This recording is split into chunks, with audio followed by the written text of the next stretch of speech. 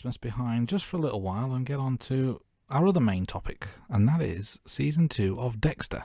Now, last month in our first monthly special, we went through all things Season 1, and we ended with Dexter and Deb celebrating at a parade-like event that was actually just a figment of Dexter's imagination. And we also had Rita kind of had her first suspicions that maybe Dexter's not exactly who he claimed to be. So it kind of set the tone for what was to come. But what was your feeling at the end of Season 1 and what were your expectations going into Season 2? So the thing I liked about how Season 1 ended was the kind of the reveal around Rita and Paul's missing shoe. Because at that point in time, if I recall correctly, there was no doubt in Rita's mind about Dexter, and this is kind of the first seeds of doubt that kind of came in. And I like how it then kind of ended, so that's like you don't see Rita anymore until Season 2. I wasn't overly keen about the kind of like the parade Dexter got, because does that kind of symbolise that he wants to be a hero?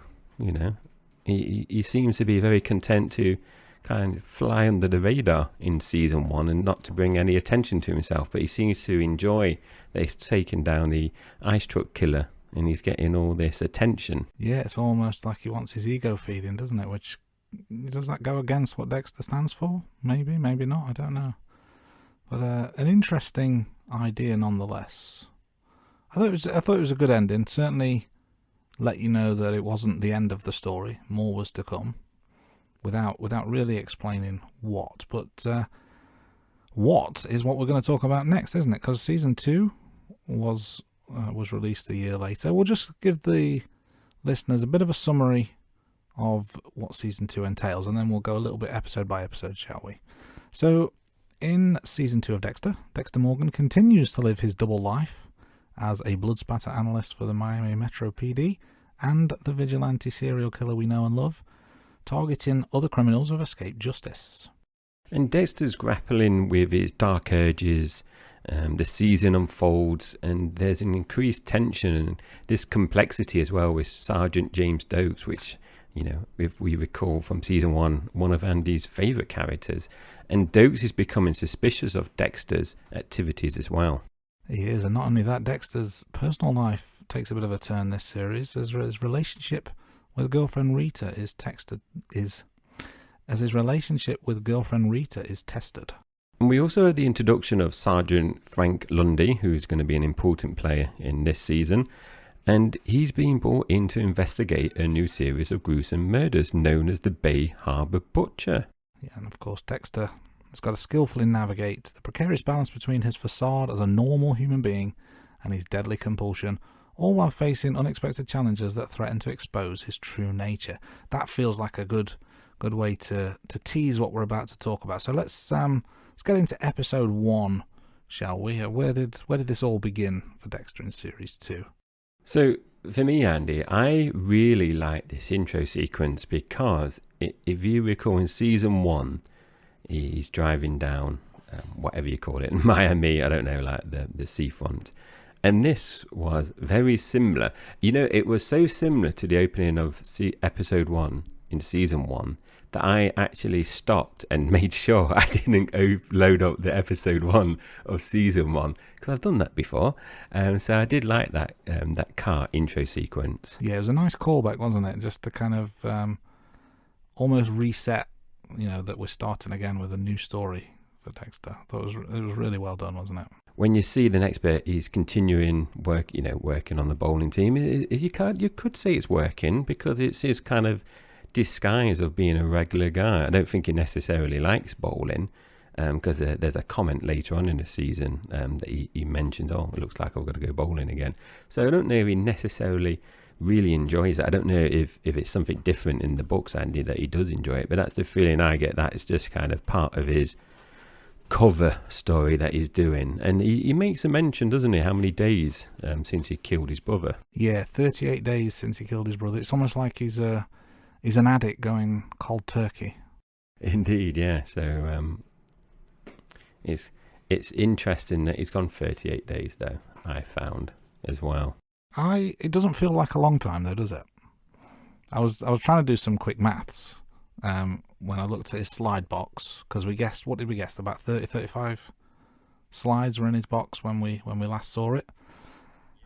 So if he's already having these urges and it's only been 38 days, and then, you know, how often does he need to kill to satisfy that need? Is it, you know, 1 a month, 2 a month?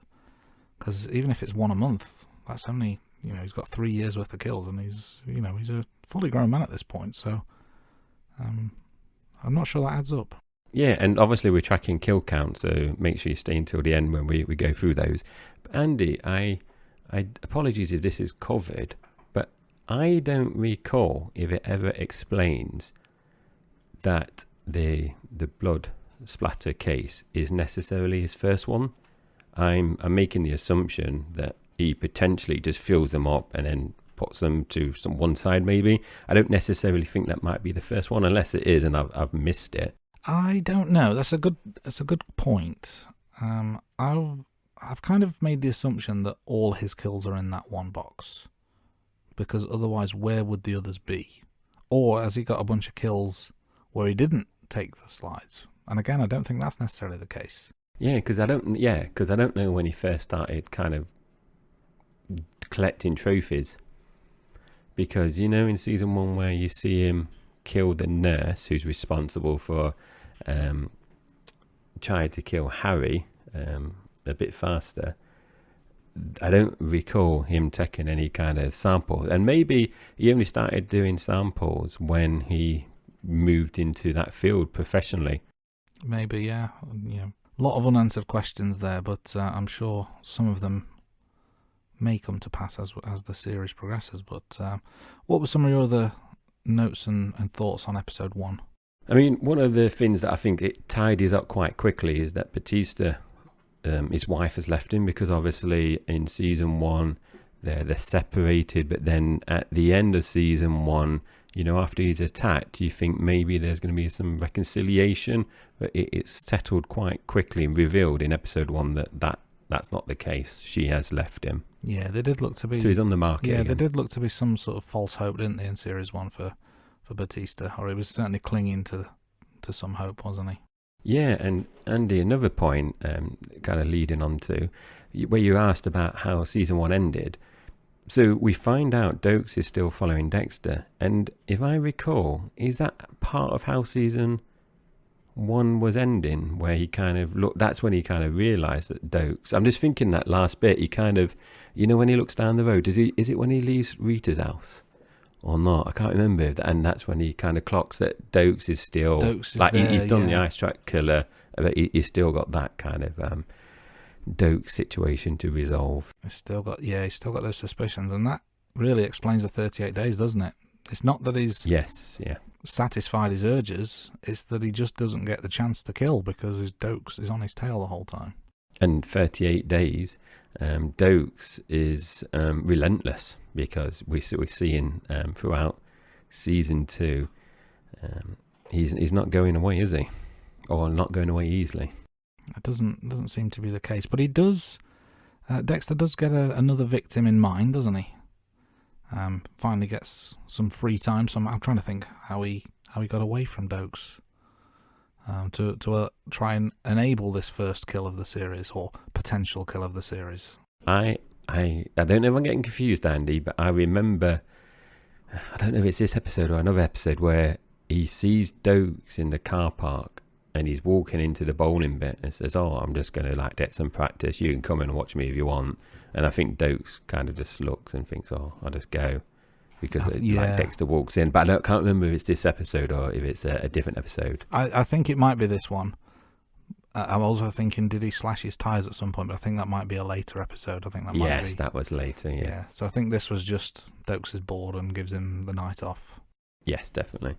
Now, I a little observation, Andy. I don't want to get a bit pervy, but one of the things I find fascinating is Rita's kind of how she involves throughout the seasons in Dexter, because she's looking really smoking hot in this opening episode in season 2. Very different to how we see her in season 1. Yeah, she was very mild-mannered and polite and kind of prim and proper almost, wasn't she, in series 1? But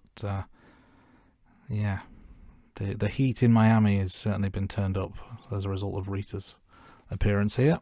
Yeah, and so Andy, who's next victim for Dexter? Well, we've got the blind voodoo priest is here, or kind of high priest, was the attempt that Dexter had, but he's off his game, isn't he? He just can't kill him. No, and it's probably the first time we've seen Dexter like this, isn't it? Performance anxiety, I believe it's called. Isn't it? Yeah. Yes, we've all been there, I understand. But he's not, so in this episode, Andy, it's not for the want of trying, is it? Because you got your blind voodoo guy, and then you've got a giant to the mind, is my note, but you recalled his proper name. My comment was a giant was my note. He is a giant. His name is Little Chino, and he's not so little, is he?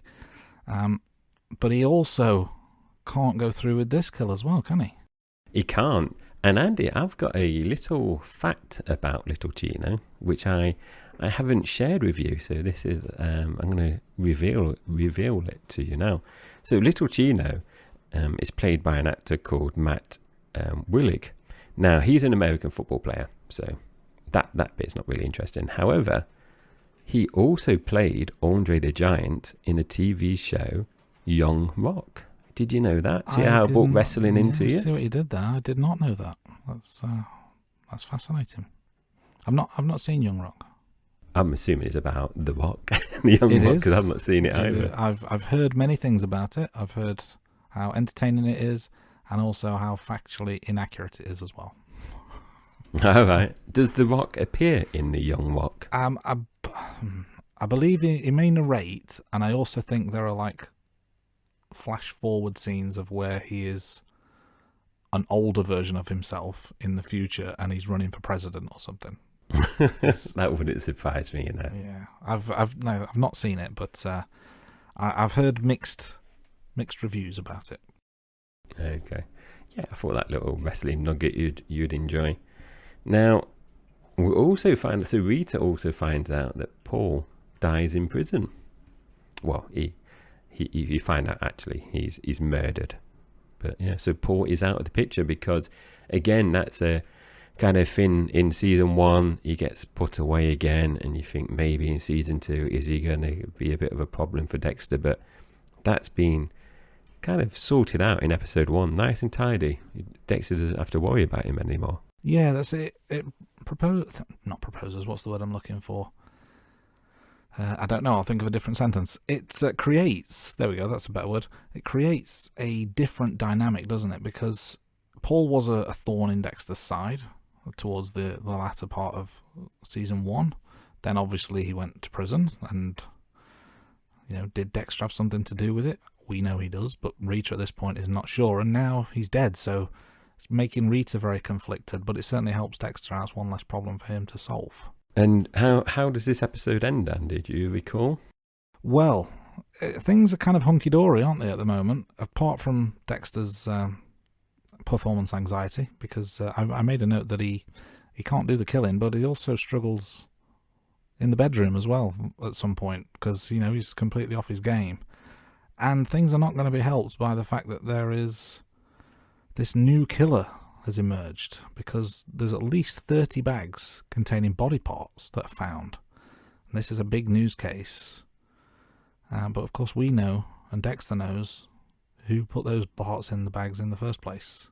So it's a very good way to end episode 1, because now Dexter is going to be hunting Dexter.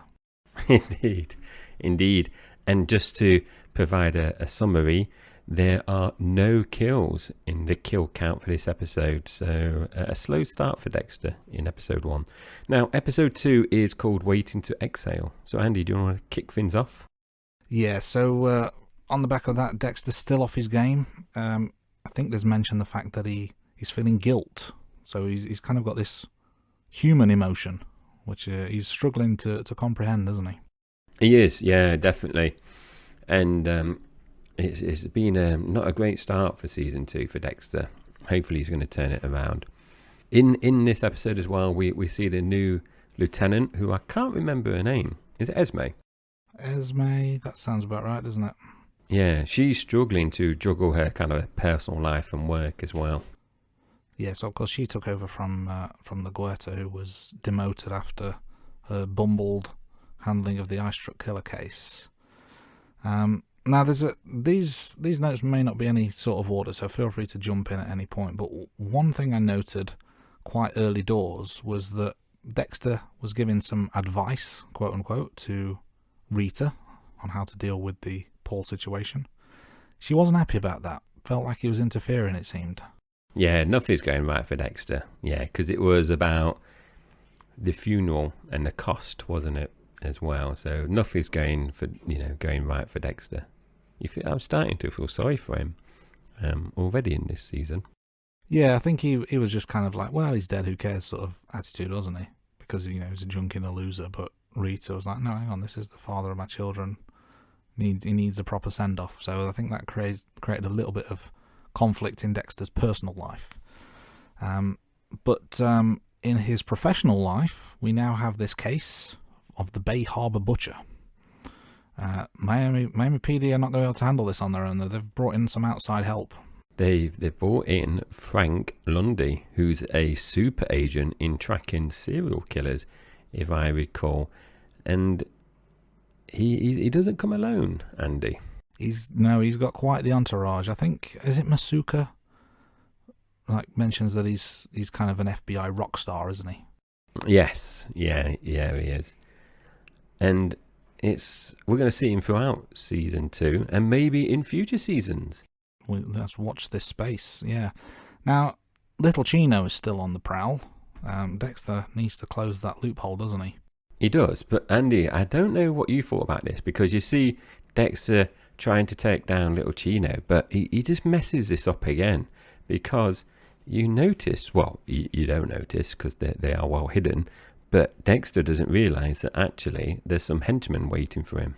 Yeah, he's this is where things start to get quite stressful as a viewer, because you're thinking he's gonna come a cropper here, isn't he? I made a note here on a particular scene where I think Dexter goes to, there's a house party or something happening in I don't know if it's at Chino's house or Chino is there with his brethren.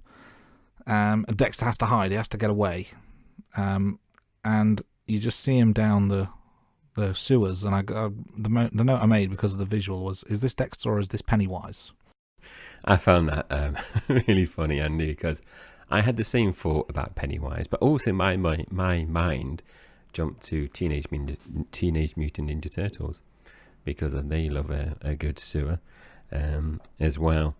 And we do have Paul's funeral as well at some point, so we do have that. Yes, Dexter is there to support Rita and the kids. I think I've not made this note, but if memory serves correctly, doesn't she kind of confront him at the funeral or not long after the funeral, basically saying, what was your involvement? Yeah, you're right, yeah. Yes, you're right, because that's where he tells Rita he has an addiction.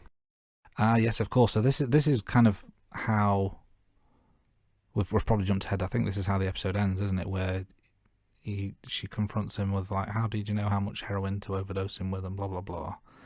And I don't know if he's thinking on his feet or whether he's just agreeing to it because Rita puts the suggestion. Because I think she just asks him outright, doesn't she? Are you an addict? And he's like, yeah, I'm an addict, rather than telling he doesn't actually say and he doesn't lie per se, does he? Because you don't say he's a drug addict or anything. He just says, I'm an addict. So you said we jumped ahead, Andy. What have we missed? Well, I wanted to just touch on Deb, not like that. But obviously, if we remember back to series 1, obviously she was engaged to the eye struck killer, so she's going through a rough time of things. She chases down a kid at one point and makes him piss his pants because she goes a bit too rough with him. But there was a very funny quote at some point where she arrives in the office, trips over someone's bag, and I believe she says something like, which fucking asshole left this bag there? And it turns out it was Lundy, and he turns to her and says, it's special agent fucking asshole.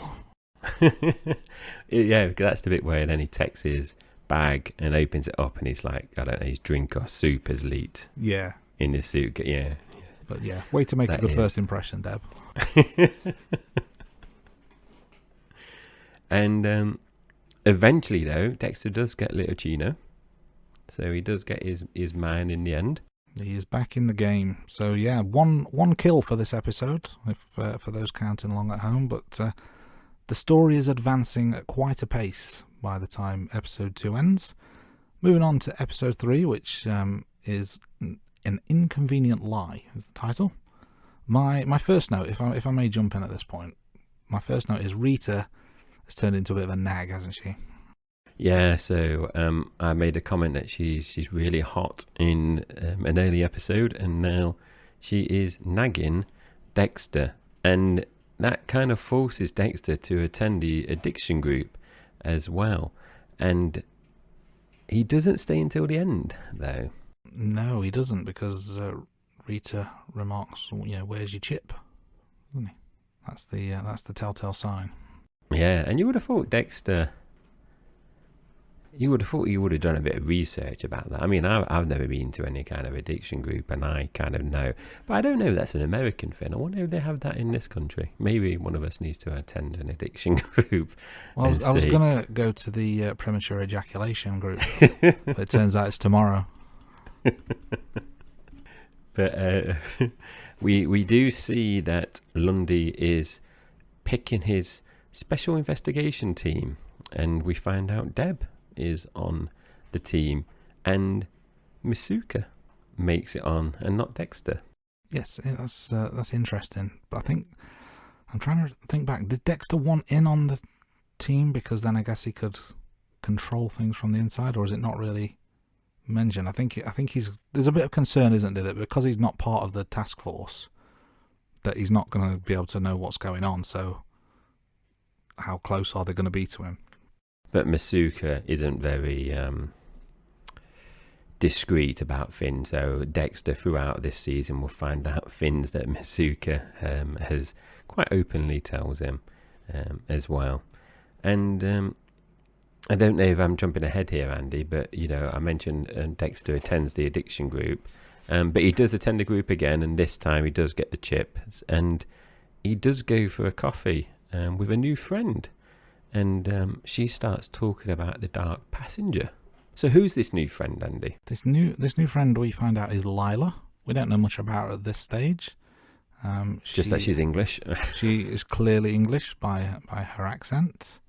Bit of a mystery character at this point, but something tells me she's going to play a bigger part in this season. But we shall see how that goes along.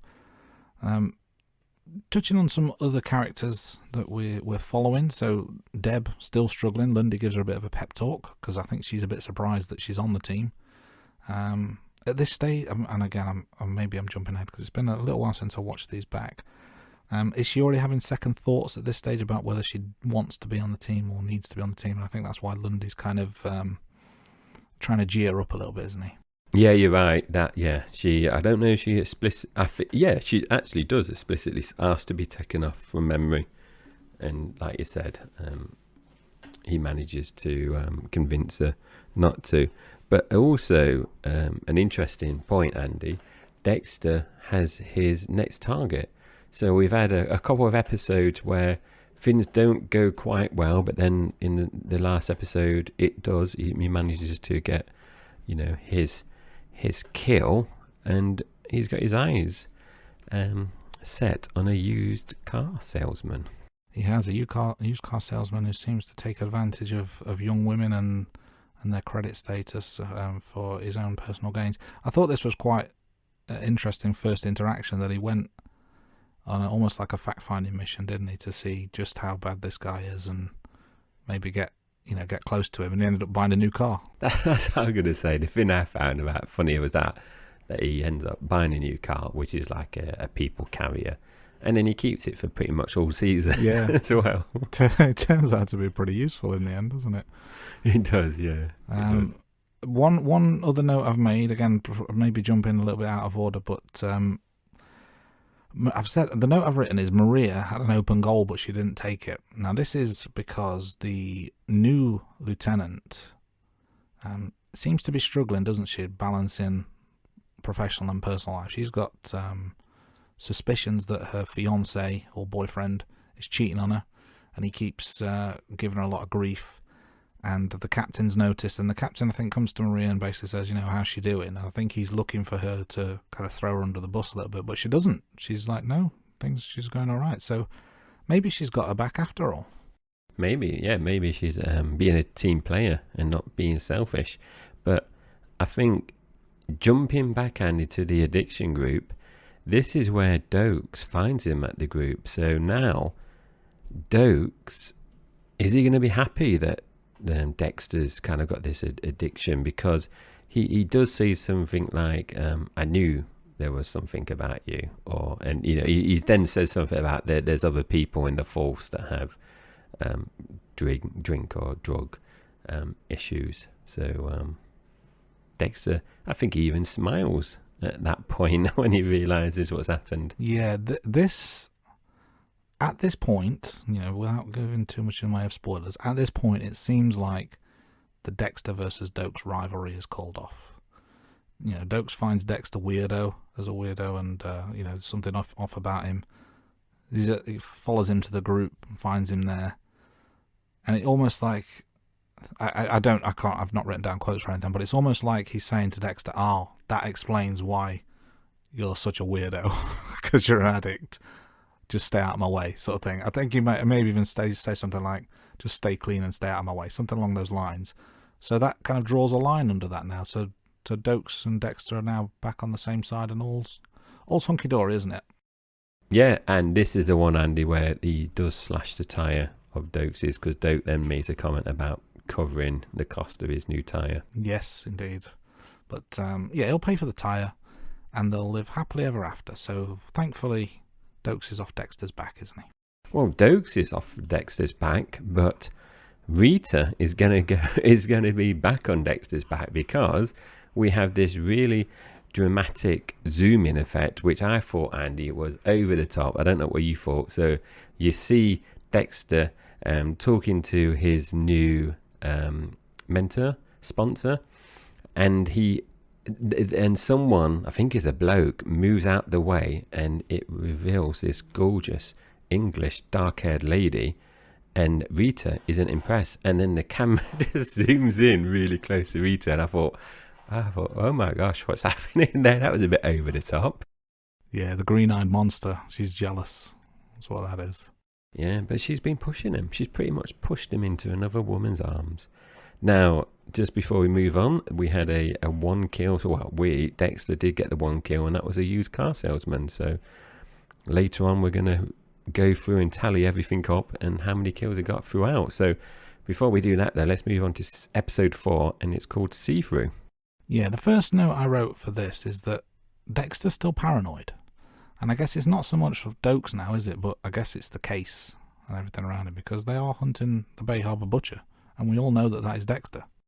Yeah, must be lots of pressure on Dexter at the moment. We've had Doakes, we've had Rita, we've got the Bay Harbour Butcher case kind of lingering on as well. So he's getting lots of external pressure, and like you said, he's had performance issues as well. So yeah, things aren't going great for Dexter. Lila seems to be good news for him, or at least he thinks so. But you can just tell, can't you, this, that as a viewer, there's something not quite right about Lila.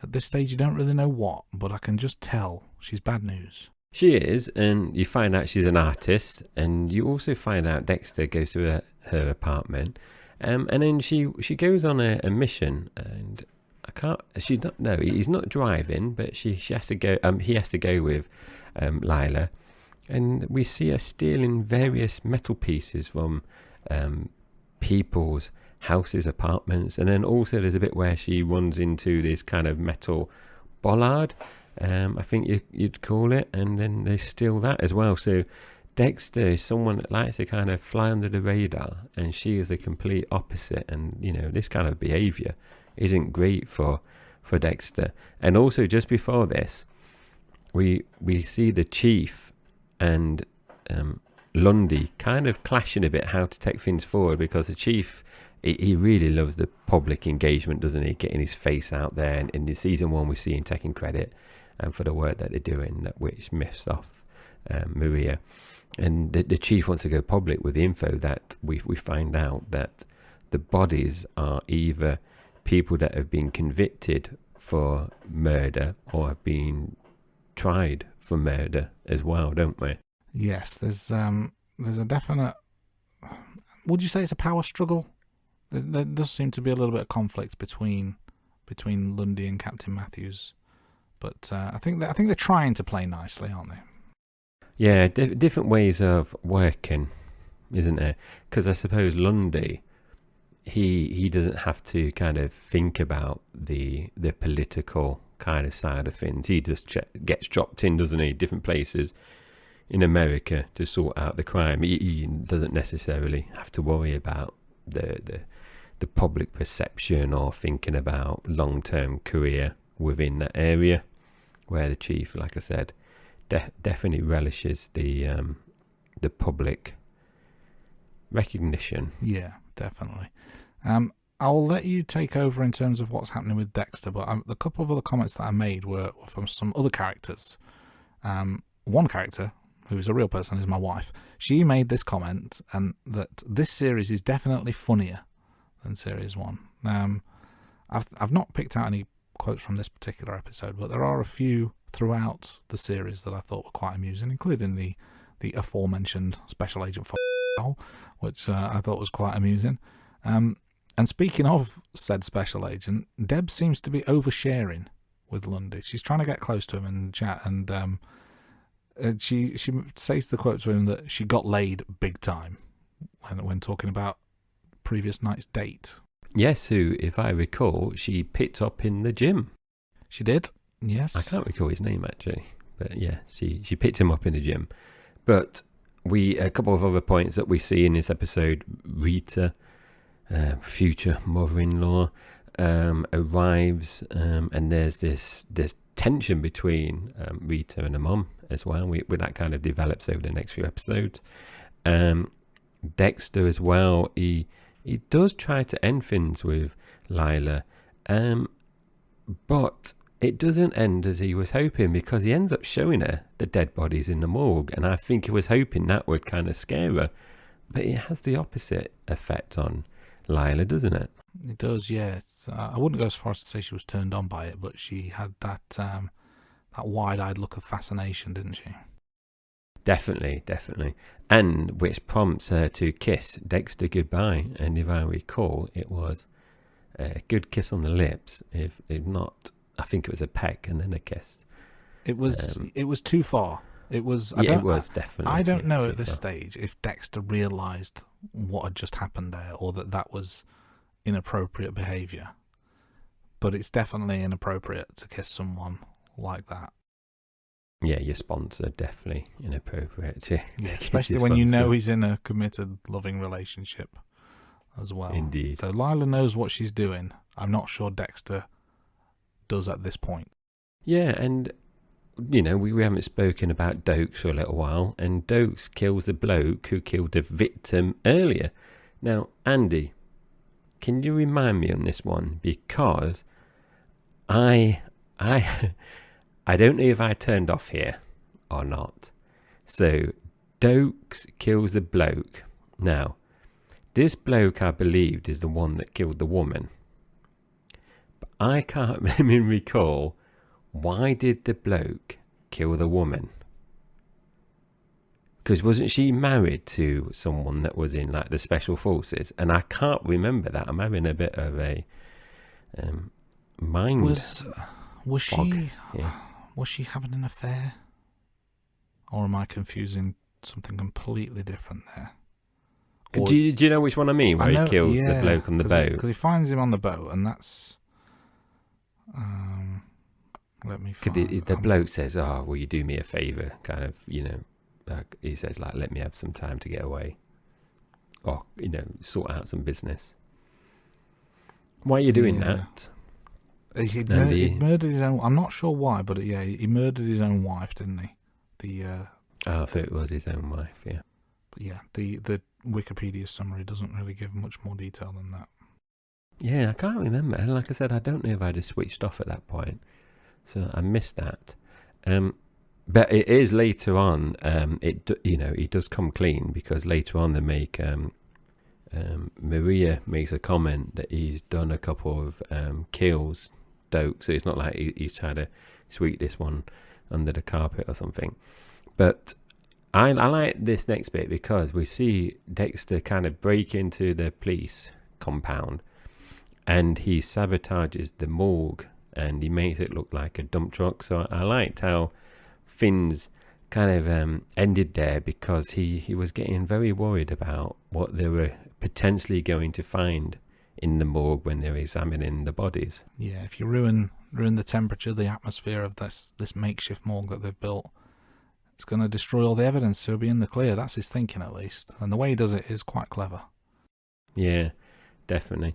And this is where we get the reveal, Andy, don't we? Between Maria.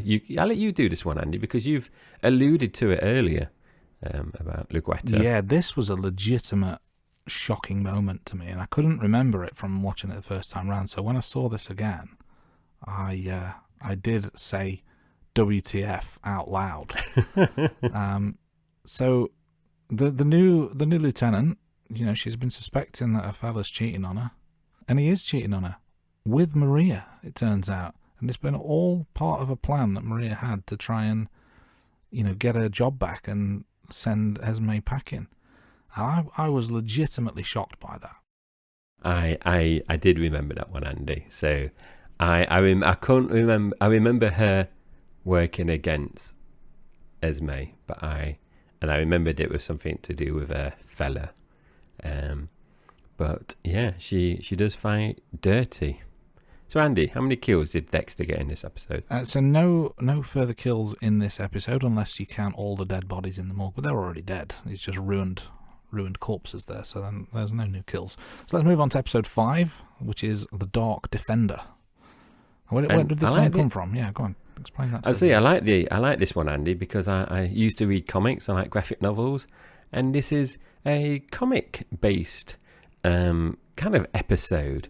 Dexter finds out that there's a comic based on the Dark Defender, which is obviously the Bay Harbour Butcher, and then he starts imagining saving his mum in this episode. He does, yeah, and I think it kind of helps him remember certain things, doesn't it? Because he's talking to Lila about his mum, and I don't think he's really opened up about what's happened before, but he seems to have this recall that there were 3 men involved, but he has no idea what happened to them. No, indeed, and that prompts Dexter and Lila to go on a little field trip, a road trip, and that's very cozy, that is, and it's not something that I'm sure Rita will be happy about if she ever finds out. Yeah, he's not very forthcoming with this information, is he? But yeah, this is when he opens up to it, and again, I've made the note, you can just tell she's not quite right, but Dexter is just completely blind to it. Like most men, they're oblivious when the opposite sex are flirting with him. I mean, I don't think anyone's ever flirted with me, to be honest. I've never seen it. But, I mean, Lila is quite obvious, though, isn't she? Because they're sharing a motel room, I think. I think he claims it's an adjoining room later on, but I think, there's a room. She pops off to the shower. Nothing wrong with that. Miami's a hot place, you need to have a shower. But she leaves the bathroom door open, doesn't she? And while she's getting undressed, she knows exactly what she's doing. Yes, he's getting hot under the collar, because he's on the phone at this point, isn't he, talking to Rita? He is, yeah, as this naked woman is not parading in front of him, that's probably, but, not so subtly revealing herself to him. Yeah, try to slowly seduce poor old Dexter. Move on to just, again, some of the other characters in the episode. So Doakes and Maria are working together again, and he's figured out what's going on between her and Bertrand, which was the Lieutenant Esme's then fiance. So Doakes is wise to her. I don't know if he's wise to her plan, but he knows what's going on, doesn't he? Yeah, she can't pull the fast one Doakes, because he does make a comment about, I'm sure when he says it to her, and he says, I've worked with you for like 2 years or something, so he does know how she operates. Yeah, and before we get back to the main story of what Dexter's up to, Deb is still with the gym guy, Gabriel, his name, but she thinks he's betraying her because he's writing something about the Ice Princess. So of course that's got to mean, everything that's gone on with the extracurricular, and he's just using her to, write a story and, get financial gain from it. So she's not happy about that. Turns out, though, as the episode unfolds, he knows nothing about that because he's been out of the country for so many months, and he's a children's writer. This is just a kid's book that he's writing. I was really confused about this, Andy, because unless it's covered in a later season, I honestly thought that Gabrielle was actually a kind of like a stalker, and he was like a serial killer groupie, and I don't know why that came from. And I thought originally, when she started to look at the emails, I thought she was going to find something about like him talking to his mates to say, I slept with the Ice Princess or whatever. So when it turned out that it was a children's book, I had totally forgotten about that. So I generally thought that there was some kind of something going on with him, and he was like a serial killer groupie.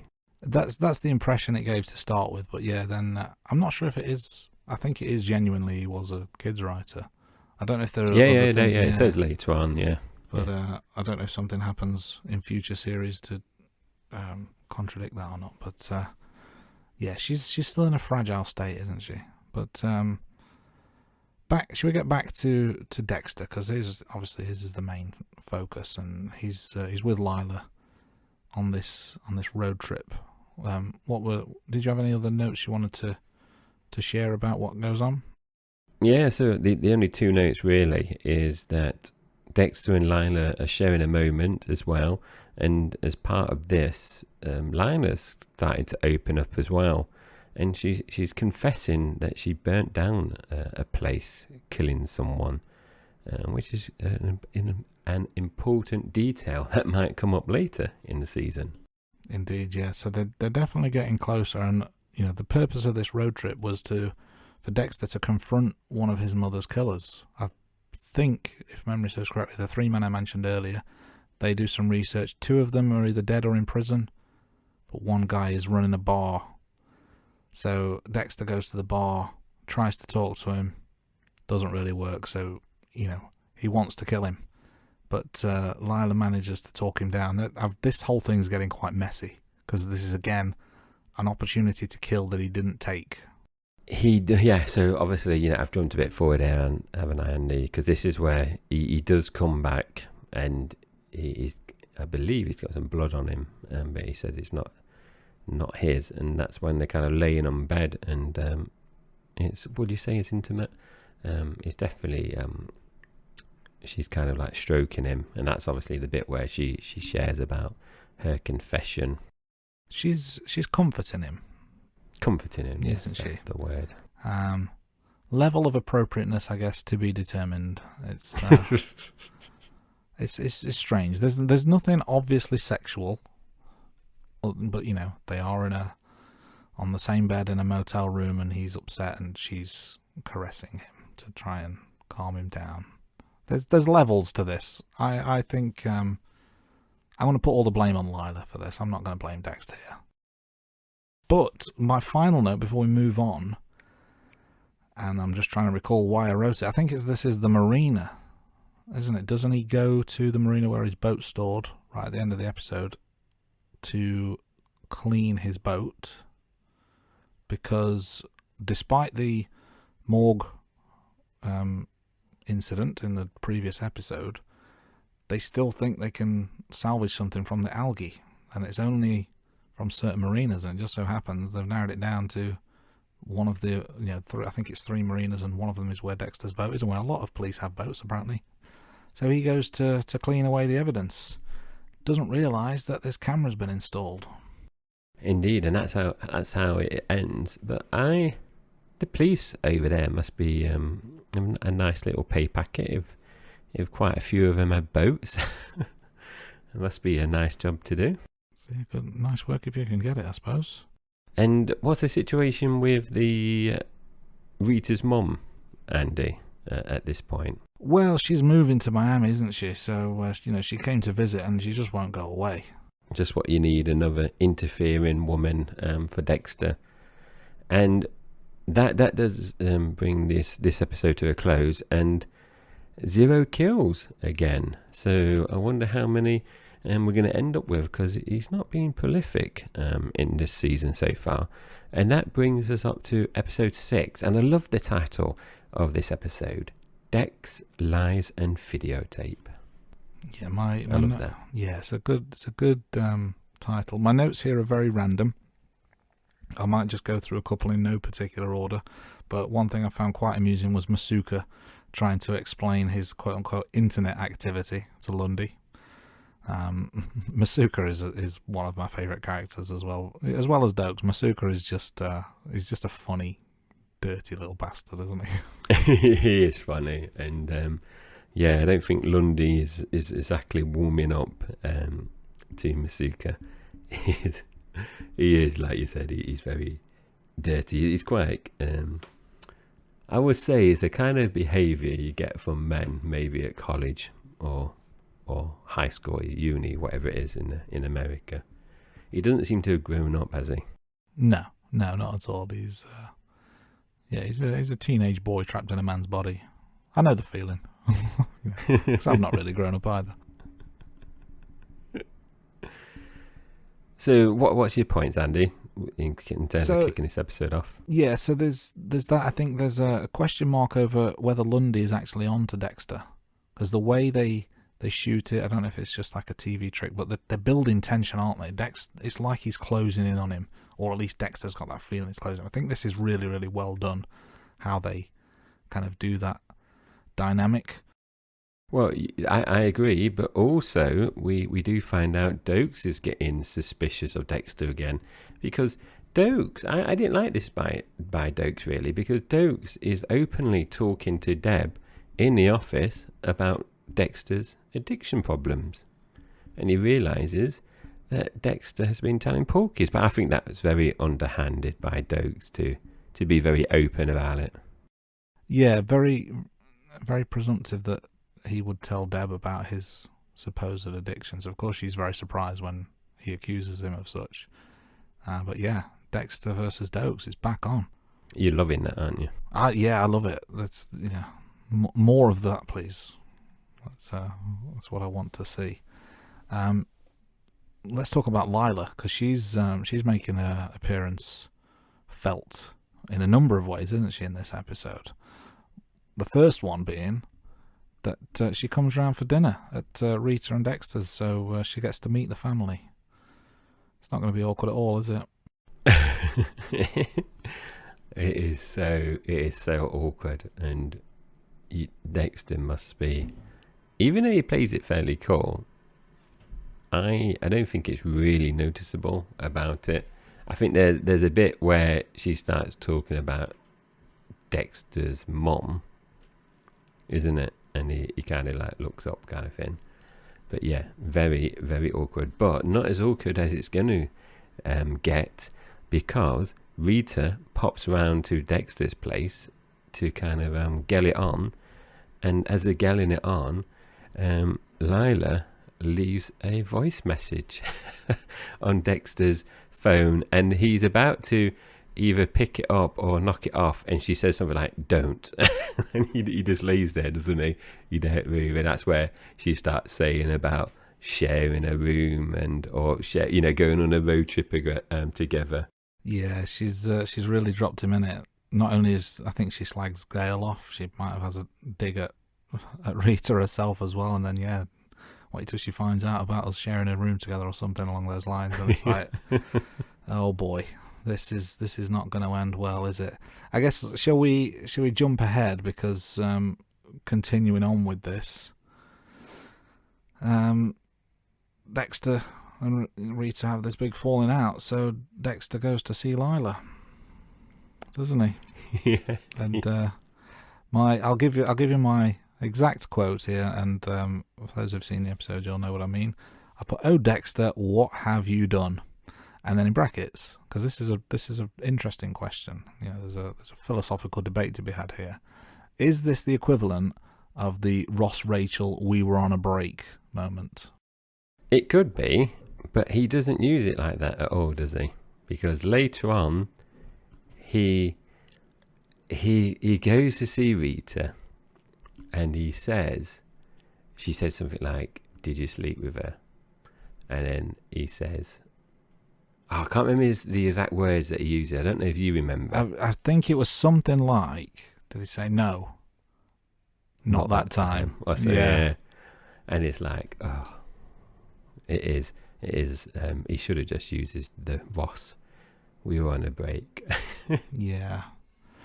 So, yeah, this is not a good way to end things for this episode. Dexter's really dropped himself in it. Let's continue on. We do get one kill in this episode, and I don't think either of us have made notes, have we? Oh, he gets a kill on the yeah. vigilante killer. The guy from the bar. Is it the guy from the bar? The one who killed his mum. Yes, and it kind of goes back to your point, Andy, where you say it's setting it up as Lundy is kind of suspicious. Well, it set it up to be suspicious of Dexter because he actually goes on the crime scene and they're in like a shipping container or maybe a train cabin, whatever you call it. It's a disused railway. And he's saying about how untidy he is, isn't he? Yeah. And so you think because Dexter says, "Oh no, Lundy's seeing how precise he is," and he turns and sees Dexter laying out all his equipment from his bag. But you're right, one kill, and that's the vigilante killer, and then that moves us on to episode 7. Yeah, we're at the halfway point now. So this episode is called "That Night a Forest Grew." And I did remember quite a bit of this episode, Andy. With the bit how it opens and the bloke covered in blood. And I recalled this as the one where he gives Doakes some dodgy information. So as soon as I saw that, I thought, oh, this is the bit where he kind of starts being a bit more proactive in his kind of battle with Doakes. Yeah, there's some good things that happen here. And I guess it goes back to his code from Harry. First point is don't get caught. So he's fighting fire with fire a little bit here, isn't he?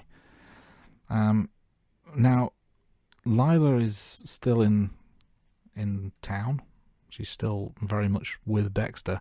And I put my first note as a question. And does Dexter have a new addiction? Lila. Yeah, indeed. Maybe. Lila seems to be someone that kind of maybe understand Dexter more than Rita could understand Dexter. They seem He's spending a lot of time together. They are, and he's doing a lot of physical activity with her, isn't he? Certainly seems to be the case. I'm jumping around a little bit. There is a scene where Lila is at Dexter's flat, and Deb is around.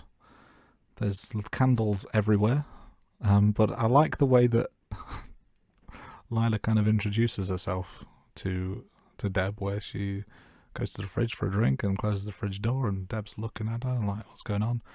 But Lila's, not in all her clothes, shall we say, and she introduces herself, and this is a quote: "Hi, I'm Lila. Pardon my tits." Yes, because then that's where she goes in to the bedroom, and Dexter's laying there, and all the aforementioned candles is in that room. Because at this point, Deb doesn't realise Rita and Dexter split up, does she? So this is a big shock to Deb. It's all happening quite fast, isn't it? Yes, because we've got we find out Doakes is still investigating Dexter, so he's hot on Dexter's case. we've also got the bit where Maria and Doakes are clashing over Dexter.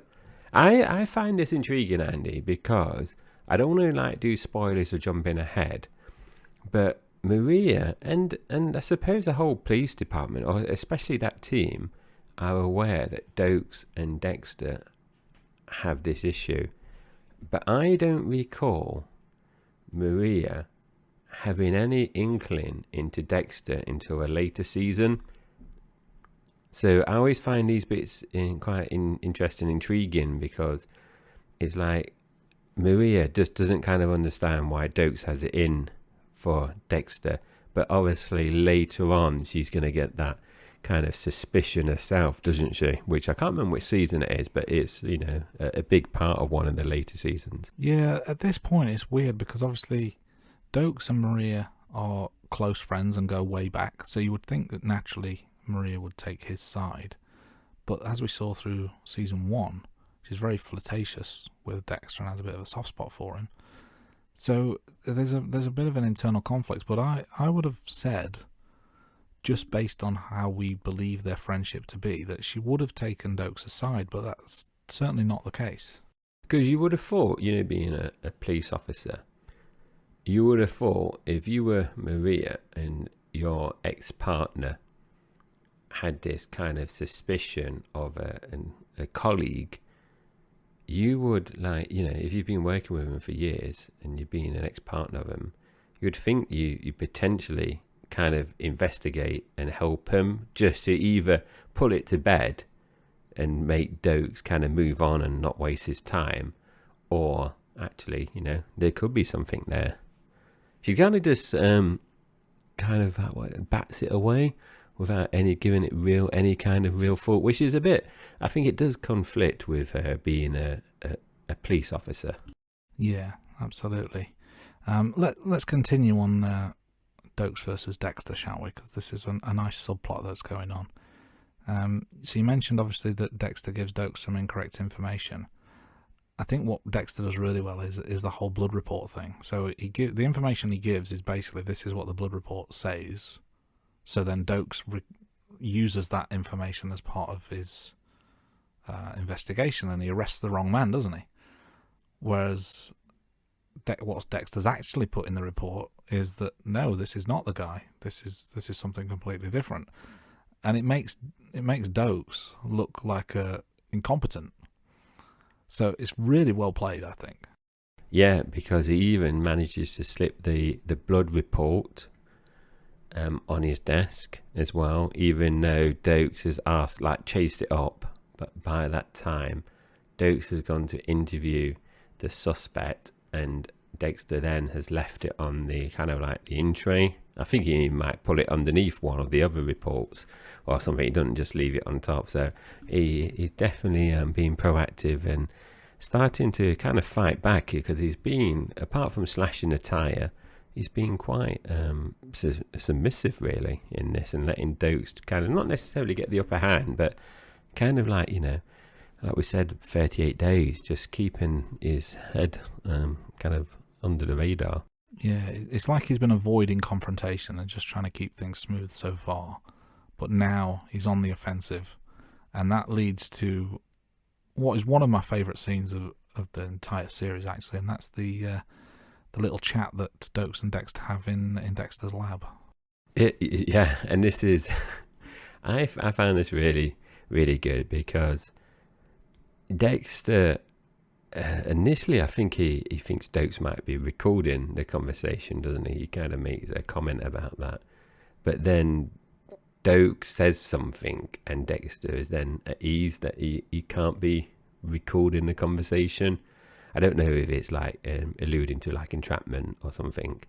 And he goes on the offensive physically as well, Andy. Yeah, it's so good. I can't remember what he says to him, but basically... he gets right in Doakes' face, doesn't he? And basically says, I've got you. Yeah. So something, you're in my back pocket. And just gives him a little headbutt, and then walks out casually as if nothing happened. But of course, he walks out from the privacy of his lab, where it's just the two of them, into the, do you call it the bullpen? Is that what the Yeah, I Americans would say call the it? bullpen, Yeah, yeah. where all the other detectives and officers are busy at work or eating donuts or whatever it is that American police officers do. And then Doakes just attacks him, doesn't he? And it's a great scene. It is a highlight, I think, this season. And it doesn't go well because Doakes gets suspended. So has Dexter won this battle now? Doakes is potentially off the playing field. He's no longer going to be harassing Dexter. And Dexter can kind of focus on the Bay Harbour Butcher case, which, going back to the Bay Harbour Butcher case, Debs and Lundy share a kiss on the bench. And I made a little comment, which is very different to your comment, because my comment was a nice bit of simple piano score here, a very nice romantic scene. And then what was your comment, Andy? Yeah, that was nice. My comment, and I'll give it your word for word in my notes. Deb and Lundy is weird and it's gross. I'm sorry, but oh no. Every time they're on screen together, because my wife's been watching this series with me as well, every time they're on screen together, she just shoots me this look of pure and utter disgust. And I have to agree with her. This is it's not the way God intended. She could be he could be a sugar daddy. He could be a sugar granddaddy. I guess you're not a supporter of large age gaps in a relationship then, Andy. I am all for two consenting adults or multiple consenting adults doing whatever it is they want to do. So I have no problem with the concept. I've got no problem with two people wanting to be happy. I do have a problem with an old dude and a young bird on my TV screen doing the things that they're doing. I don't need to see it on my TV. Usually those kind of things are on your laptop screen or maybe your mobile phone screen. But I just thought the contrast there, where I'm getting romantic. I love that nice little bit of simple piano. And then you're obviously the flip side of that comment. Now, I just want to close this off, Andy, before you kind of close the episode down, because Lila has been trying to get hold of Dexter as well throughout this episode a few times, and she manages to sell her artwork, but she's just miffed at Dexter. So this kind of grip, I don't know if it's manipulation, kind of is, she's kind of losing that control over Dexter. And I don't know what your thoughts are here, Andy. So she ends up burning the metal workpiece. Now, my comment was, this is probably the first time that we kind of get this confirmation that she is being manipulating Dexter.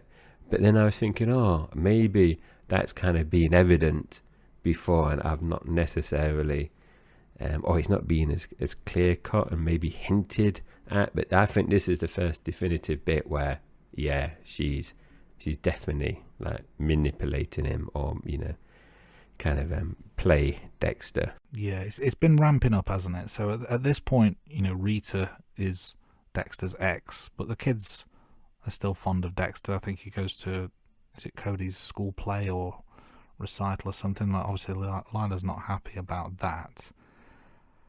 But yeah, we've said for a few episodes that there's something off with her. Bit hard work, obviously. She's ruined the relationship with Rita and Dexter. Now Lila and Dexter are in a relationship of their own, but there's this possessiveness going on.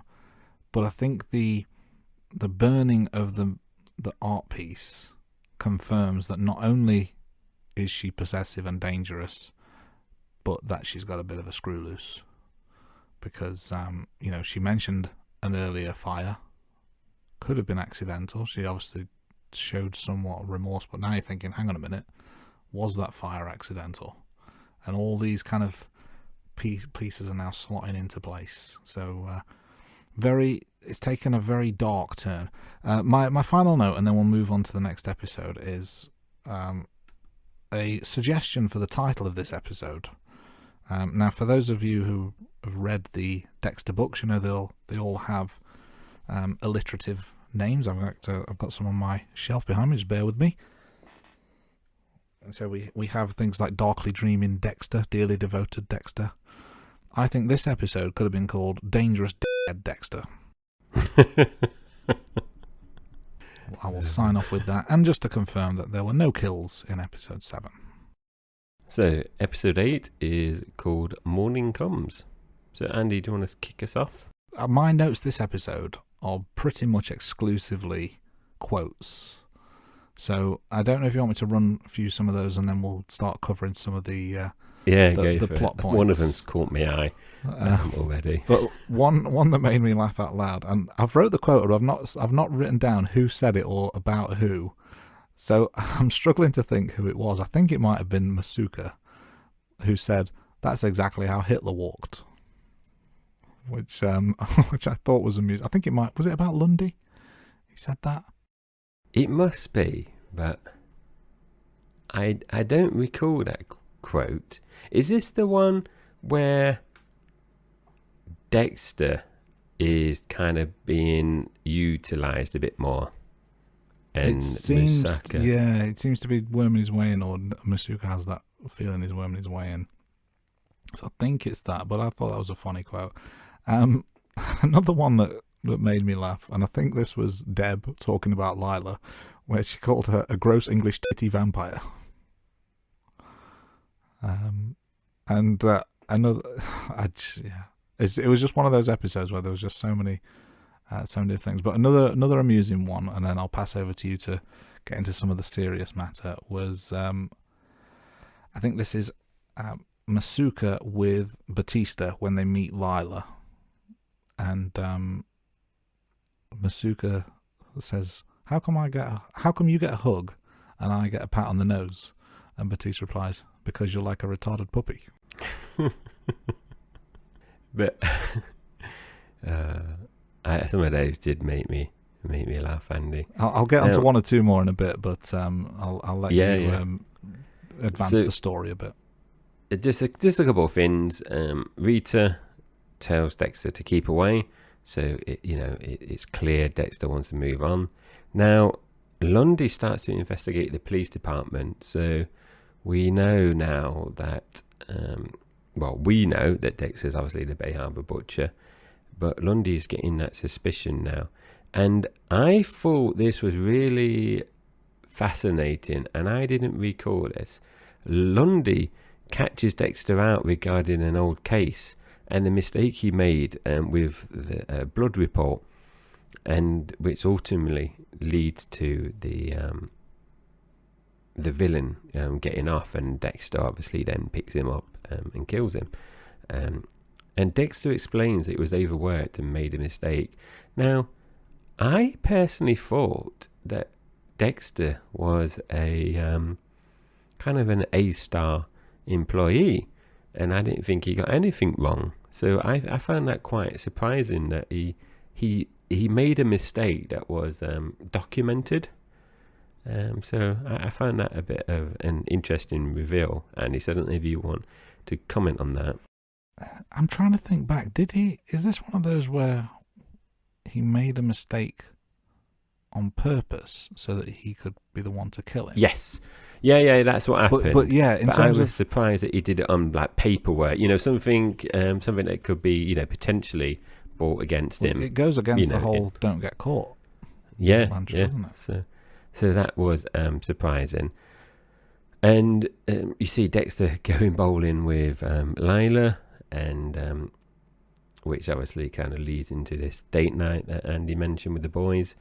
And Dexter is attacked by the bloke who killed his mum, who I can't remember his name, in the car park. Yeah, so I need to jump in and apologise, because I think I mentioned earlier that he killed him earlier, but it wasn't. I was getting confused. Yeah, the person he killed in episode 6 was actually the mock killer who was claiming to be the Bay Harbor butcher, or a vigilante version. Yeah. I think he's a vigilante. Yeah, I think I made comment that it was the man who killed his mum. So I made a mistake there. I won't edit it out because I'll just apologise and say I was wrong this time. As a married man, Andy, it won't be the first time that you've had to apologise and admit that you're wrong to your spouse, like every married man. Now I'm admitting to the worldwide public, I made a mistake, and I am now correcting it. Very good. Doakes learns about the bad lab report as well from Lundy, which now gets Doakes thinking, Dexter. Because he even makes a comment, doesn't he, that he wasn't aware of that because I think he says something like they just found out that it was thrown out or something, so they didn't realise it was to do with a bad lab report. And one more thing, Andy, from me is that Doakes breaks into Dexter's place. So Doakes is on the offensive now. Yeah, and he's found the blood slides. This feels like game over in some regards. I mean, obviously we've still got 4 episodes to go, but this is quite a pivotal moment. This Andy, so obviously we've watched this before, and this is one of the things I find frustrating is like TV programs or films where obviously we know why they do it, but if you're in that situation, surely you would just take it to the police department, or in this case just phone up Maria. Why keep this to yourself? Because I know in terms of the storyline, but in real life you wouldn't do that, would you? You'd be documenting it, or I know he obviously goes away, but you'd be communicating that with someone, because if you keep it to yourself, obviously things can go pear-shaped. I guess the only thing is he wants to build an absolutely airtight case against him. I guess that could be the only reason to not share at this point. But you're right. You would think something like this would be enough.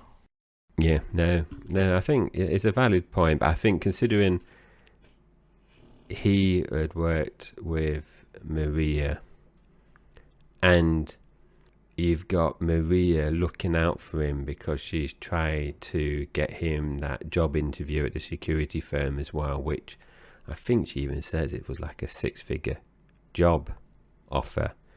You'd think he'd be going to her and finding, giving her some more information.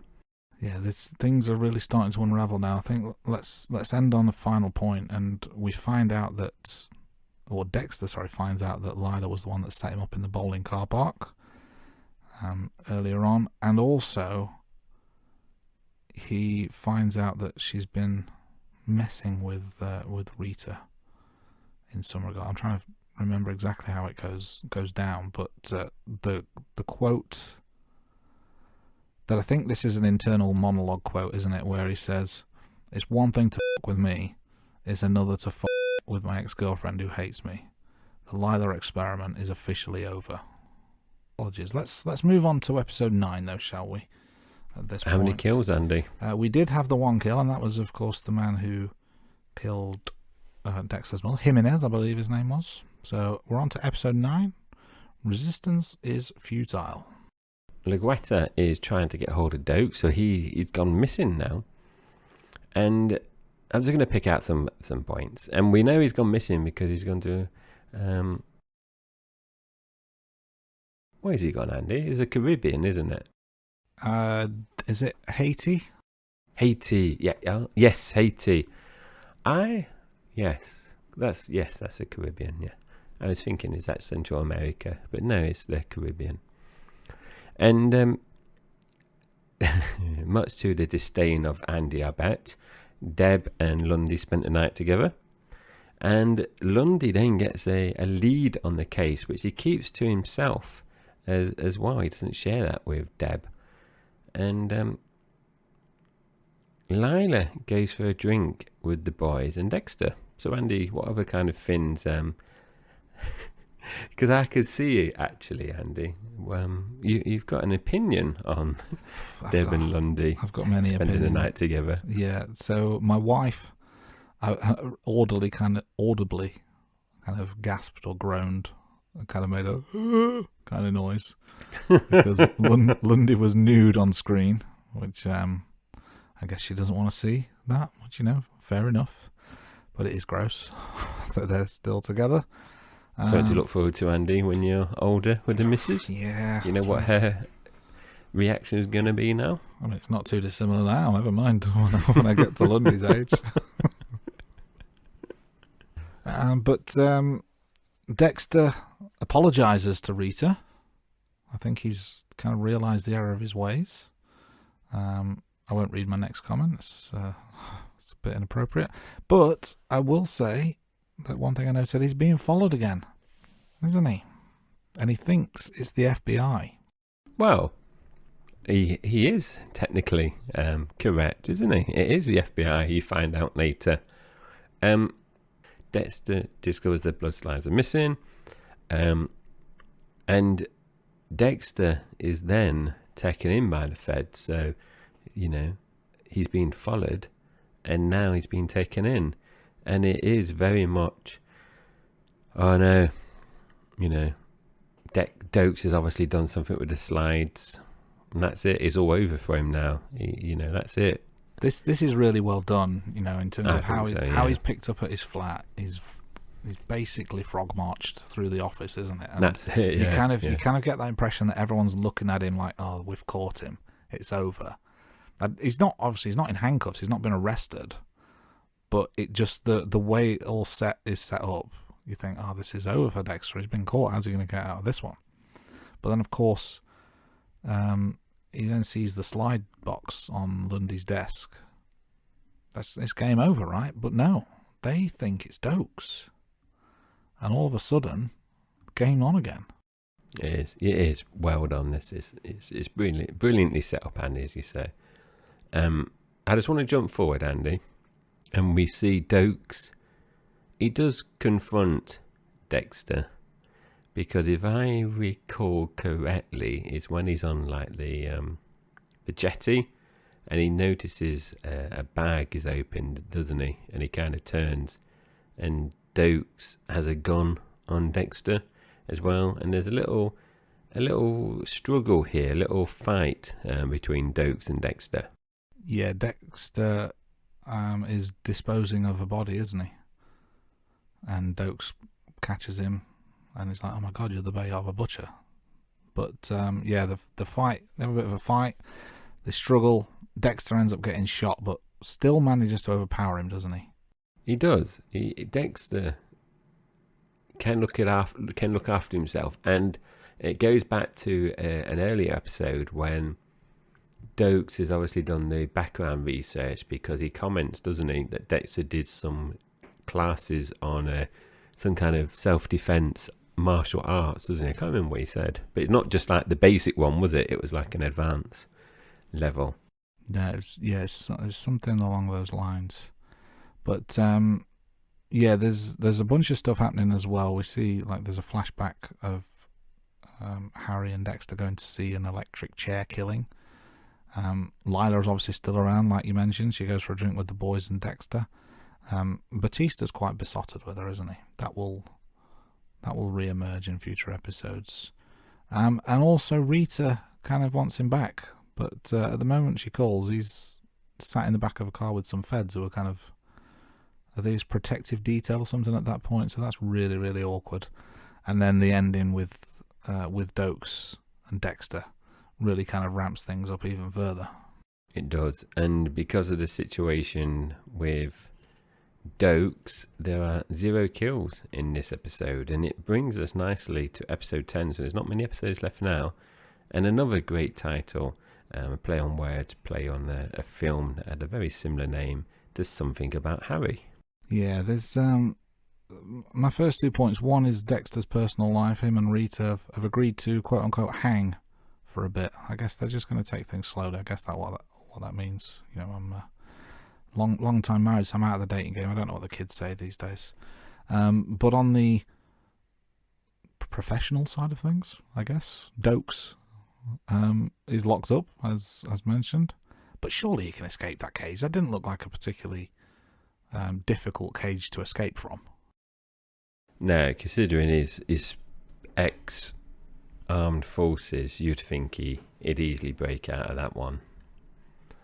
But it does, we do see Dexter return to his apartment, doesn't he? And he is nursing an injury. This, if I could recall correctly, Andy, correct me if I'm wrong, I believe this is the first episode that we have a flashback where the actors that are playing Deb and Dexter are the kind of adult version of.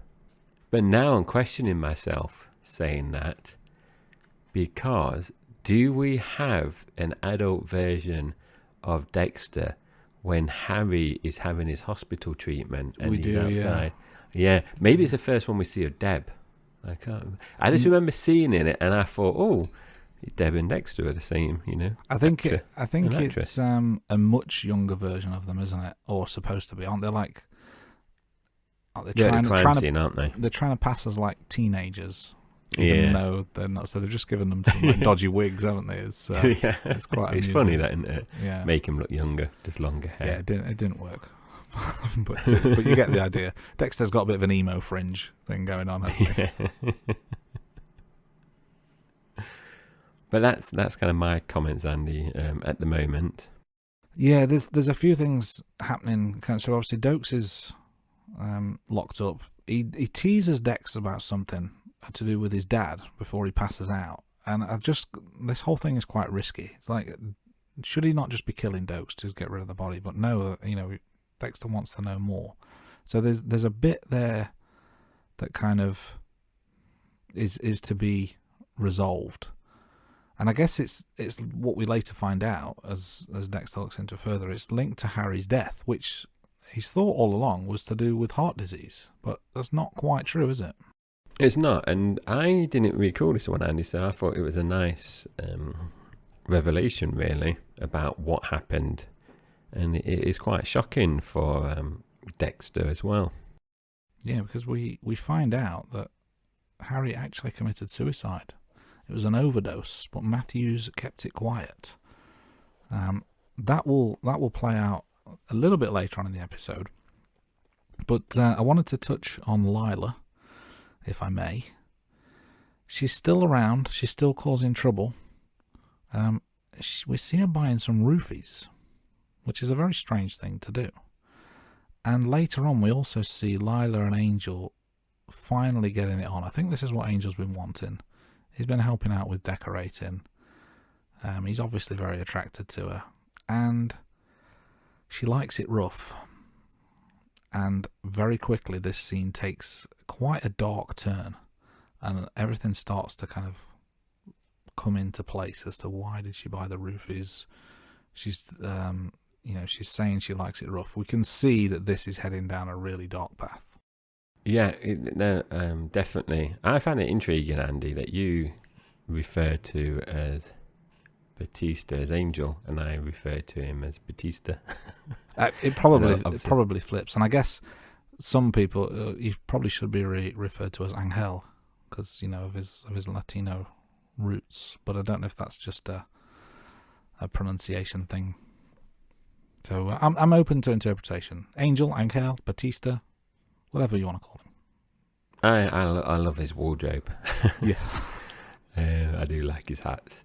But there's also that revelation where we find that the flashback shows that the criminal got away because of a faulty warrant as well. And it kind of hits home because Dexter kills this drug criminal in front of Doakes, and then that prompts that flashback, doesn't he, to Dexter, which kind of about his dad walking in on kind of Dexter's kill room, doesn't he? Yeah. And the end, or one of the last quotes was again Dexter's internal monologue when he says Harry walked in on what he created and he couldn't live with himself. Very poignant words, but we're definitely getting towards the business end now. There was one kill in that episode, so now we're at the penultimate, episode 11, titled Left Turn Ahead. And a couple of points, Andy, I just want to not get into kind of any major detail here, just kind of some highlights.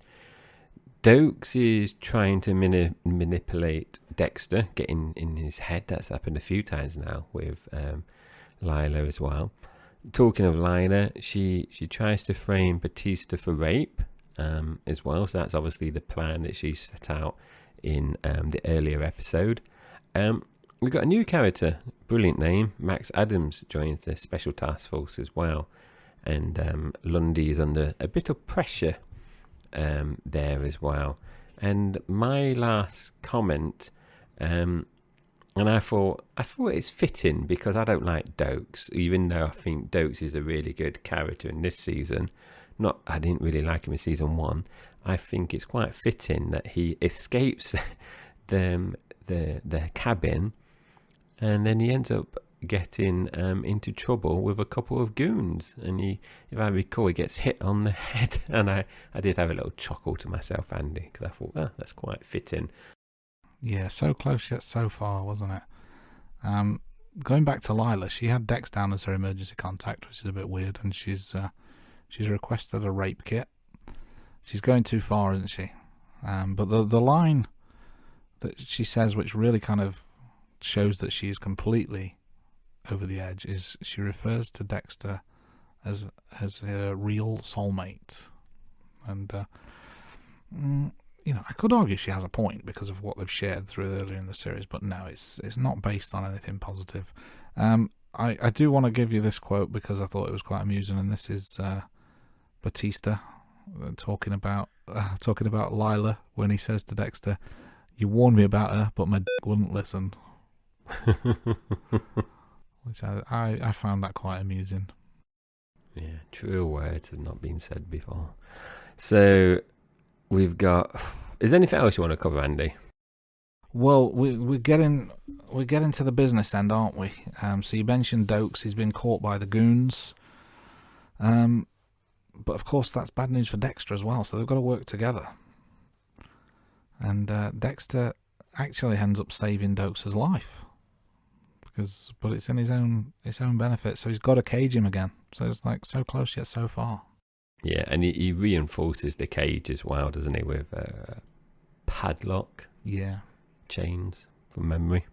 He does, yeah. And it seems at one point that Dexter's going to turn himself in. There's a lot of heart-to-heart conversations between Dexter and Doakes on the other side of the cage. And he says to him, he just needs a day to get things in order. And there's a few scenes where it does feel like he's ready to let go, and he is going to finally turn himself in, and this is going to be the end of Dexter. And it's almost like he's saying goodbye, isn't it, in a lot of ways? It is. He's trying to leave everything nice and tidy, because he's got his OCD. It's a long day, though, Andy, isn't it? Because he tries to do a lot of things, and I'm thinking, is this like a 24-hour period, not like a closer play period? He's using the full 24 hours here.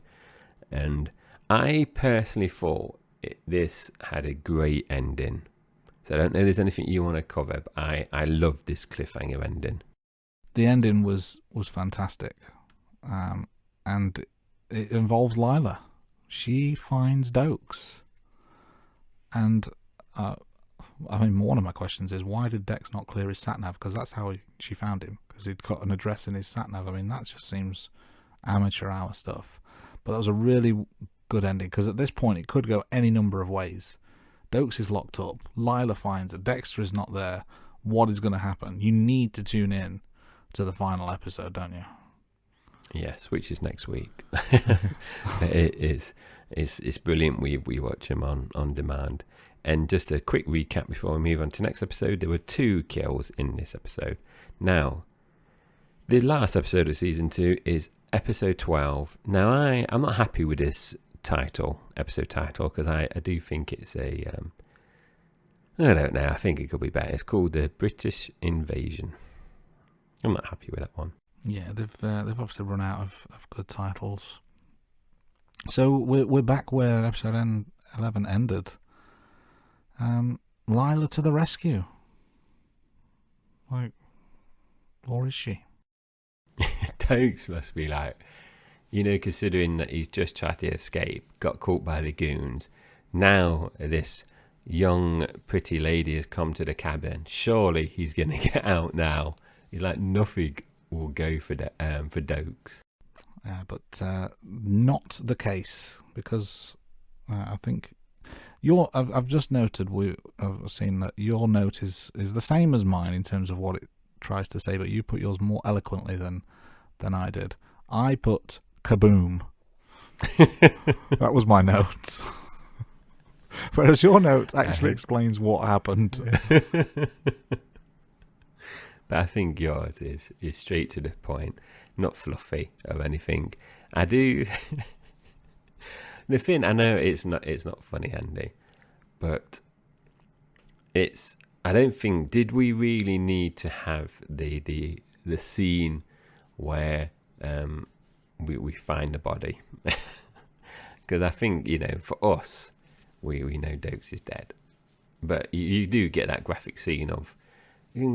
From memory, does he even have legs? Do you know? I think it's just a torso, isn't it? Yeah, I think it's so. Just a torso. And if memory serves correctly as well, they don't identify him straight away. They find the body, and then later on, it's Doakes, isn't it? So it's kind of I don't know, the way it plays out. You're almost thinking, well, maybe it's not Doakes. Maybe he did get away somehow, but no, he's dead. You can't survive an explosion like that. But so that's the end of Doakes. It's not the end of proceedings, though, isn't it? There's still a few loose ends to tie up here. Yeah, we've got. Well, I want to talk about Lila. So, I don't know what do you call it, Andy? Because I made a note, a sea life centre. An aquarium of sorts. Yeah, I thought the aquarium. Sea life is maybe like brand name. Yes, and we're not advertised by the Sea Life Centre, just to be out there. Even though I probably go there once a year in good old Skegness. But I thought it was good because they meet up. She obviously knows who he is. They meet up in public. Dexter, I don't know what your opinion is. I kind of knew he was stringing her along, obviously. And he essentially just tried to get her back to the apartment and away from all the public. But things don't go Dexter's way. No. Enter Deb to ruin Dexter's plan. It was one of those where, I mean, you've seen my notes in terms of where it goes. I just put Deb ruins Dexter's plan. Because it was looking so good at this point, like Dexter was going to tie up all the loose ends, Lila would be gone, and everything could get back to normal. Obviously, that's now not going to happen because Deb's around. Yes, it's gone pear-shaped. Now, I haven't made any other comments here, Andy, in terms of that bit. My kind of comment is more about. It is about Deb, but it's about Lundy. He's kind of moving on. Bay Harbour butcher case is all done now, all sorted out. And Deb has this decision to make around, does she go with Lundy? Does she go to the airport? Or does she stick behind and help Rita and Dexter? Because their kids have gone missing. They have indeed. And Lila again. She's at Rita's. She drugs the nanny. She's got the kids. It is not over as yet. But it kind of makes the decision for Deb, doesn't it? She has to go and save Rita and Dexter and the kids. So Lundy's off for his next job because, as you pointed out, the Bay Harbour butcher case is closed. Doakes has been fingered for that particular crime. Figuratively. Now, I personally didn't remember this because Lila, she escapes, and I was thinking, how does she escape? So we have the fire, don't we, at Lila's place, and Dexter manages to get the kids out via the window. He's struggling to make it, but he pulls through and he breaks through the wall. Now, Lila makes her escape to Paris, and I couldn't remember how this ended until I saw her in Paris, and I remembered. Yeah. So, yeah. Is that when you kind of recalled? I remember that she gets her? Yeah, she got away. I couldn't remember where it was they went, but I knew that she went somewhere, and Dexter followed, and that's exactly what's happened. Dexter's tracked her down, kills her. It's all over. It kind of closes with Doakes having his funeral, and not many people turn up. So from memory, Maria turns up, Doakes' mom and sisters, and Dexter. And I think it's weird Dexter's turned up.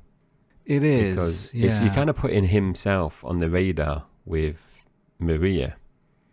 Because I know obviously she suspected, well, she knew Doakes suspected Dexter, but considering everything that is out in the public, why would he? It just looks a bit weird that he's gone to the actual funeral. He's kind of putting himself out there. Why do you need to do that? Very strange, yeah, but it is very much over, isn't it, at this point? So there's one kill in this episode, that being Lila, but the way it ends, there's no real cliffhanger or teaser for season 3, is there? We have a clean cut-off, as it were. Dexter would appreciate that. A nice clean cut-off. But there will be a season 3, and we're going to talk about that in next month's monthly special. But that's the end of season 2. Shall we do what we do here on the Rating Room and talk about some ratings and rankings?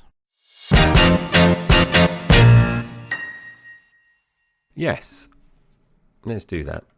So we've talked about kills for each episode, so let's wrap it up overall. So in season 1, we had 7 Dexter kills, or an average of 0.58 per episode. In season 2, we had 8, so 0.67. So season 2 was slightly more deadly than season 1. Let's do some rankings though now, Jay, of our own. Let's start with the main villain. Why don't you give us your ranking in terms of main villain of season 2 versus season 1? So I personally didn't really like Lila. So I've put her in at number 2. I think Eye Struck Killer is my favourite out of the 2 villains that we've had in season 1 and season 2 in terms of main villains. Lila, I just think in terms of a villain, she was obviously manipulative, but she wasn't well, you could say psychologically she was damaging to Dexter, but not from a physical, a presence. She wasn't that intimidating or dangerous to Dexter, even though she obviously tried to burn him alive. But that's why I think Eye Struck Killer, if I had to go against one of those, I'd definitely be picking Lila than the Eye Struck Killer. So I did like that. And, it turned out that the Eye Struck Killer is Dexter's biological brother. So I think that adds to his kind of mystique, charisma in terms of being the main villain. What about you, Andy? Do you disagree or agree? I agree with what you said, but I disagree with your ranking. I think Lila was a more, I would say, a more dangerous villain because of the psychological elements that she played and the manipulation and how she toyed with his emotions, and he's, basically emotionless. Eye Struck Killer was about death and killing, and obviously there's the family ties, but it didn't go to the level of emotion that I think Lila did. She uncovered parts of Dexter that had not been seen. She exposed him, and he opened himself up to her. So he was very vulnerable in that regard, whereas I don't think he was ever really vulnerable with the Eye Struck Killer. So I've got Lila slightly ahead in my rankings as a more ominous and dangerous villain. I think that's fair comments there, Andy. And the when you were saying about kind of manipulating Dexter, I think by the end of the season, it's Dexter that's trying to manipulate her, trying to get her back to the apartment on her own. And obviously, in the end, she does cotton on and takes his bag. But moving on, I didn't struggle with this one, Andy. So this is the season. So this is where we're ranking each of the seasons and giving it a rating out of 10. So for me, season 2 of Dexter was an 8 out of 10, a solid 8. But I did, like I said, I don't necessarily like Lila. I think she's gorgeous. But the thing that I think saved this season was Doakes. Even though I didn't like Doakes in season 1, I found him quite interesting in season 2. So for me, he kind of saved it in terms of the ranking. He gave it, he pushed it to the 8 out of 10 for me. So just a recap, I gave season 1 9 out of 10. So that means season 2 is in 2. So in my little rankings, I got 1 and 2 in 1 and 2 order, keeping things nice and tidy. What about you, Andy? What did you give season 1 as a reminder, and then therefore what ranking is season 2? So like you, I gave season 1 9 out of 10. Fantastic opening to the show. Season 2 I've also given 9 out of 10, but I've ranked it slightly above season 1. I think, the combination of Lila's character, the extra depth that we got from Dexter's character. We saw new sides to him. We saw a layer that we've never really seen before. And I think also there was a lot of other subplots as well that were really, really interesting, because he's not only going against Lila and trying to resolve that problem, she's also messed up his relationship with Rita, which is becoming ever more prevalent and ever more complicated. Then there's also this small matter of the Bay Harbor Butcher that they've got to try and resolve. So he's effectively investigating himself, but he's got to make sure that he gets away with it. But then he's not on the task force, so how does he do that? And Doakes is on his case as well. There's a lot happening. There's a lot for him to deal with, and it just made every episode must watch. And I just think the whole thing just took it slightly above where season 1 was. So a very, very good start to life in this Dexter journey that we're on together, and season 2 has slightly improved on season 1 in my view, but both 9 out of 10.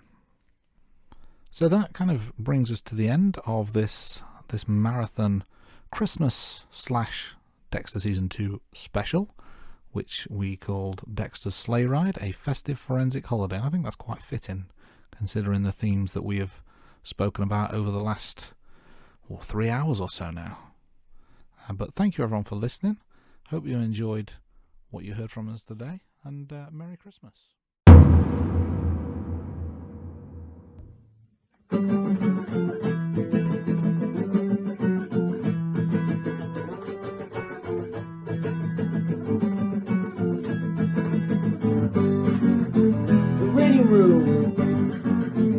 waiting room.